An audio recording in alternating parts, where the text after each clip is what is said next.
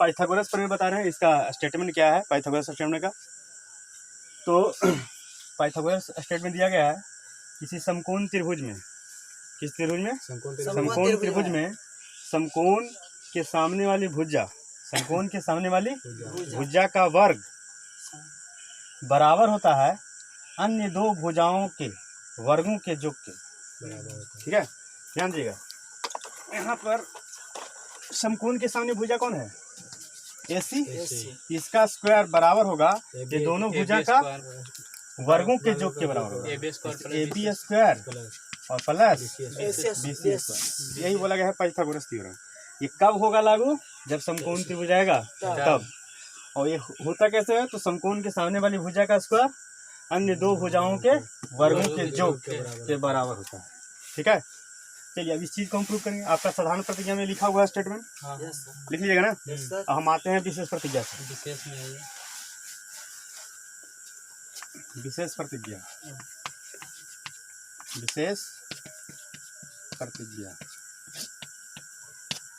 देखिए विशेष प्रतिज्ञा में क्या करते हैं, मानते हैं त्रिभुज की बात किया गया है तो मानेंगे नहीं। तो चलिए माना कि ABC एक क्या है, समकोण त्रिभुज है। क्या है, समकोण त्रिभुज है जिसमें कोई एक कोण 90 डिग्री होगा। पहले फिर बनाते हैं।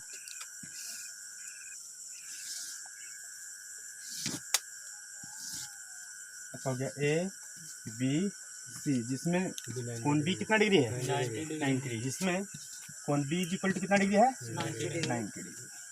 अब इसके बाद आता है क्या जी, इसको थोड़ा सा हाईलाइट करके लिखना पड़ता है। ठीक है, इसके बाद आप आएगा आपको सिद्ध करें कि, क्या करना है, सिद्ध करें कि, क्या सिद्ध करना है कि समकोण के सामने वाली भुजा का स्क्वायर बराबर होता है अन्य दो भुजा के वर्गों के योग, AB स्क्वायर प्लस। अब यहाँ से आपका आता है क्या, रचना। क्या आता है आपका, रचना। तो रचना इसमें होता क्या है कि इस समकोण से लंब डालते हैं सामने वाली भुजा पर। हाँ, यहाँ से डाल दिया लंब, इसका नाम दे देंगे, सपोज दैट मान लेते हैं D है। ठीक है, तो रचना में क्या किए, B से D लंब डाला किस पे, AC पे। यहाँ पर लिखे हैं क्या, BD लंब ना, AC थोड़ी डाला गया है, BD लंब डाला गया। तो BD लंब क्या लिखेंगे, AC, मतलब BD लंब किस पे डाला है, AC पे डाला है। चलिए अब यहाँ से क्या आएगा, प्रमाण आएगा। चलिए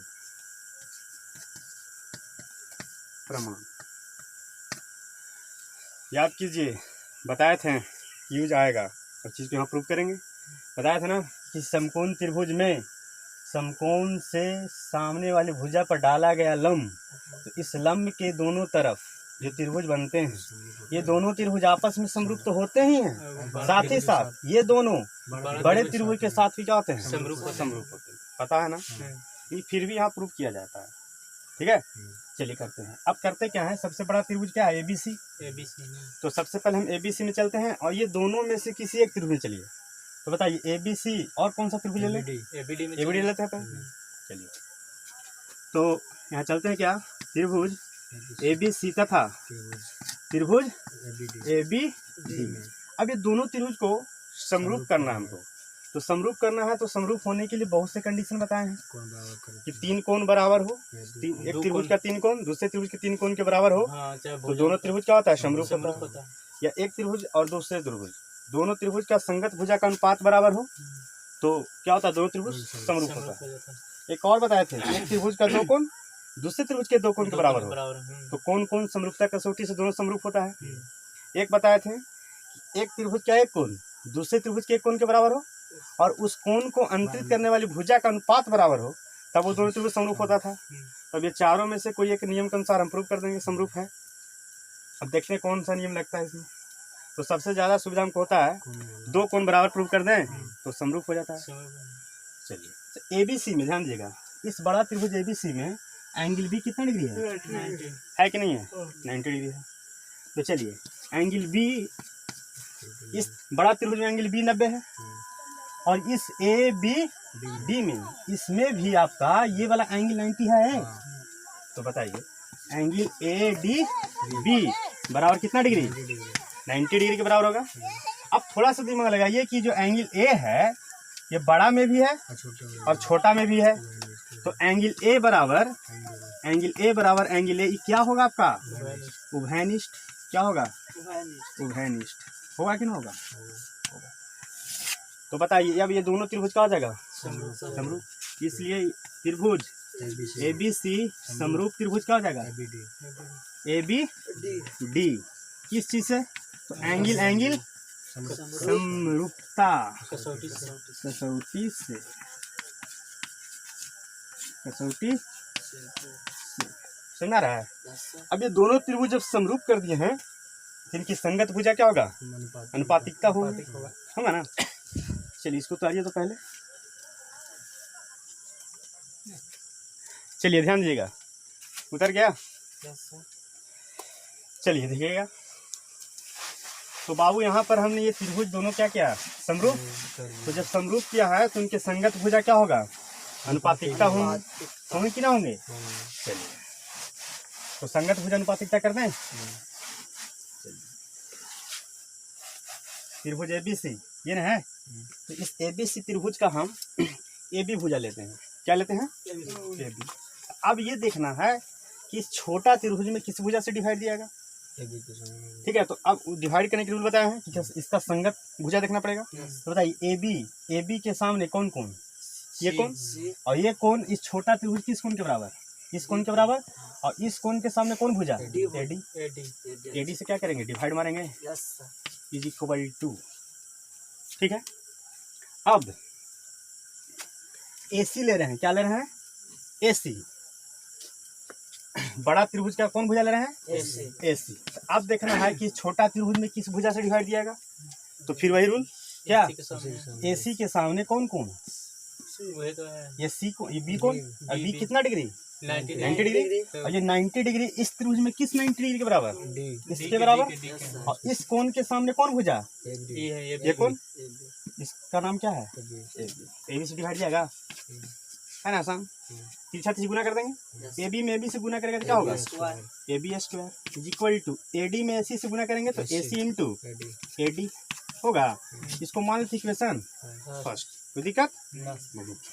अब इसी प्रकार से फिर बड़ा त्रिभुज और एक और छोटा त्रिभुज बचा, तो दोनों को क्या कर देंगे? समरूप कर देंगे। चलिए अब त्रिभुज ए बी सी, ठीक है, तथा त्रिभुज इसका नाम दे दीजिए बी डी सी। तो बताइए फिर वही कहानी। एंगल बी बड़ा में 90 डिग्री है और छोटा में ये एंगल 90 डिग्री है। तो एंगल बी बराबर होगा एंगल बी डी सी।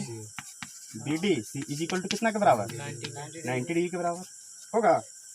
चलिए अब ये सी देखिए कि दोनों में है, बड़ा में भी है और छोटा में भी है। तो यहाँ पर लिख सकते हैं एंगल सी बराबर एंगल सी, ये क्या हो गया आपका?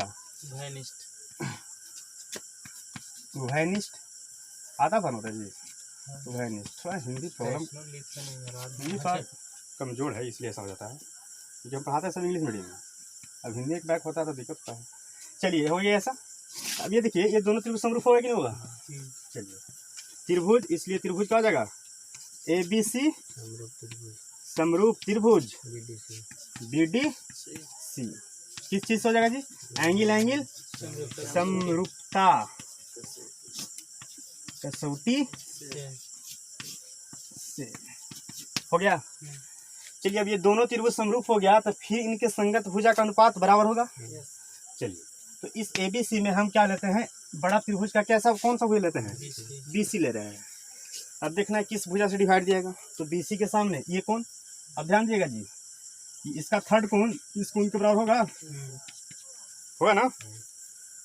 तो बीसी के सामने ये कौन है? ये कोण के बराबर ये कौन, यानी किससे डिवाइड जाएगा? डीसी से। अब फिर ले रहे हैं क्या? बड़ा त्रिभुज में एसी ले रहे हैं। फिर वही कहानी, छोटा त्रिभुज किस भुजा से डिवाइड जाएगा? बताइए एसी के सामने 90 डिग्री, ये 90 इस 90 के बराबर और इसके सामने कौन सा भुजा? बीसी। अब गुना कर दे टीचर जी, तो बीसी स्क्वायर बराबर एसी इंटू DC होगा कि नहीं होगा इक्वेशन सेकंड। अब बताइए इक्वेशन फर्स्ट इक्वेशन सेकंड अगर ये दोनों को जोड़ा जाए तो देखिए AB square plus BC square जो प्रूव करना था हमको उसका राइट साइड वाला रहा है। राइट साइड में AB square plus BC square था तो जोड़ देंगे। अब लेफ्ट साइड वाला को देख लेंगे फिर आएगा था कि नहीं। अगर एक साइड वाला आ रहा है तो ऑटोमेटिक है जोड़िए उसको, दूसरा साइड वाला ऑटोमेटिक है को आ जाएगा।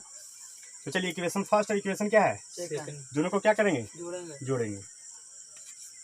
तो समीकरण 1 और 2 को जोड़ने पर क्या करने पर जोड़ने पर जोड़ दें।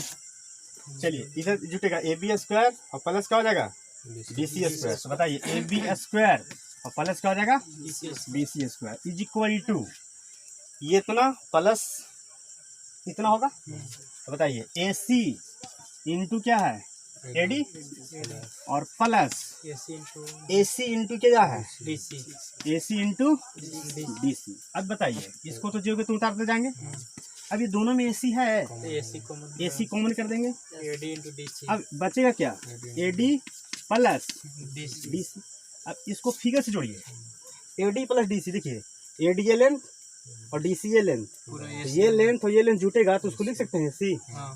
बताइए AC इंटू ये वाला क्या देगा AC ना। तो बताइए इधर से उतारे थे AB स्क्वायर हो गया और प्लस BC स्क्वायर। AC गुने AC क्या होता है AC स्क्वायर। हेंस यही प्रूफ करना था हमको। हो गया ना प्रूफ। चलिए जल्दी इसको उतार लीजिए।